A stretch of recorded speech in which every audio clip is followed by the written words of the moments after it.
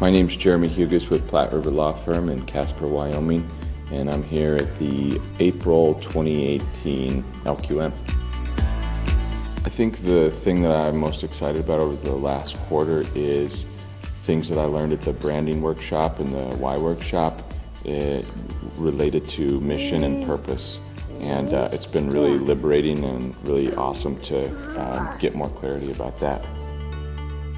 I think what's been really beautiful and hopeful about how to manage as a program for us as a family is that it prioritizes creating the pipelines, the machines, the behind the scenes work that then helps Jeremy, who's the practicing attorney, to feel peaceful and happy and hopeful as an attorney, as the head of his firm, so that when he comes home, he's not bringing stress and anxiety into the home. He's able to prioritize watching his daughter grow up and not miss out on those incredible moments. And we were able as a couple to take our first overnight away from Harlow this last quarter, and that was a really special thing for us as a couple. We were able to work towards that in both of our means of business.